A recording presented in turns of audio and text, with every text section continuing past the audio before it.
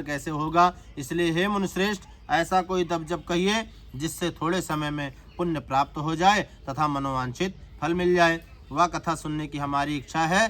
सर्वशास्त्र ज्ञाता श्री सूत जी महाराज बोले, हे वैष्णव पूज्य, आप सबने प्राणियों की हित की बात पूछी है। मैं श्रेष्ठ व्रत को आप लोगों से कहूँगा, जिस व्रत को नारद जी ने श्री लक्ष्मी नारायण से पूछा था और श्री लक्ष्मीपति ने मुनि श्रेष्ठ नारद जी को कहा था, सो ध्यान से सुनो। एक समय योगी राज नारद जी दूसरों की हित की इच्छा से अनेक लोकों में घूमते हुए मृत्यु लोक धरती पर आ पहुँचे और यहाँ उन्होंने अनेक योनियों में जन्मे हुए सभी मनुष्यों को अपने अपने कर्मों के द्वारा अनेकों दुखों से पीड़ित देखकर सोचा कि किस यत्न के करने से निश्चय प्राणियों के दुखों का नाश हो सकेगा।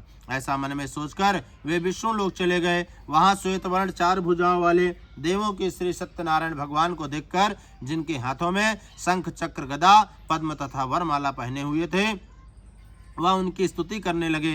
हे भगवान, आप अत्यंत शक्ति से संपन्न हैं, मन तथा वाणी भी आपको नहीं पा सकती। आपका आदि मध्य अंत नहीं है। निर्गुण स्वरूप सृष्टि आदि व भूति व भक्तों के दुखों को नष्ट करने वाले हो। आपको मेरा नमस्कार है। नारद जी की इस प्रकार स्तुति को सुनकर श्री विष्णु भगवान बोले, हे मुनिश्रेष्ठ, आपके मन में क्या है? आपका किस काम के लिए आगमन हुआ है? निसंकोच मुझे बताइए। तब नारद मुनि बोले, मृत्यु लोक में जो मनुष्य अनेक योनियों में पैदा हुए हैं, वह अपने अपने कर्मों के द्वारा अनेक प्रकार के दुखों से दुखी हो रहे हैं। हे नाथ, मुझ पर दया रखते हो तो बतलाइए कि उन मनुष्यों का सब दुख थोड़े समय में कैसे दूर हो सकता है। श्री भगवान जी बोले, हे नारद, मनुष्यों की भलाई के लिए आपने बहुत अच्छी उत्तम बात पूछी है। जिस काम के करने से मनुष्य मोह से छूट जाता है,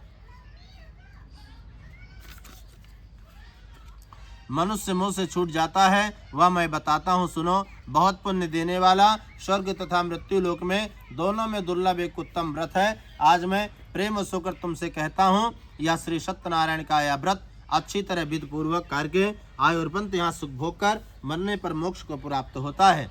भगवान के वचन सुनकर नारद मुनि बोले, इस व्रत को करने का फल क्या है? इसका विधान क्या है? किसने यह व्रत किया? किस दिन यह व्रत करना चाहिए? यह सब विस्तार पूर्वक मुझे बताइए।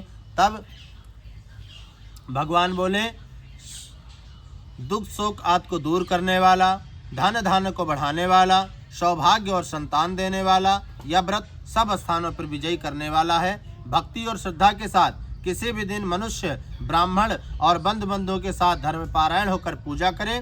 भक्ति भाव से नैवेद्य केले का फल, घी, दूध, दही, गेहूं का चूर्ण सवैया मात्रा में लेकर गेहूं के अभाव में साठी चावला चूर्ण शक्कर या गुड़ ले और सब भक्षण योग्य पदार्थों को जमा करके भगवान को अर्पण कर देवे तथा बंधुओं सहित भोजन करे। नृत्य आदि आचरण कर भगवान श्री सत्यनारायण के स्मरण करता हुआ समय व्यतीत करे। इस तरह व्रत करने पर मनुष्य की इच्छा निश्चय पूरी होती है और विशेषकर कलयुग पर धरती पर यही सरल मोक्ष का उपाय है। स्कंद रेवा भगवान श्री सत्यनारायण का प्रथम अध्याय समाप्त होता है। बोलिए श्री सत्यनारायण भगवान की जय।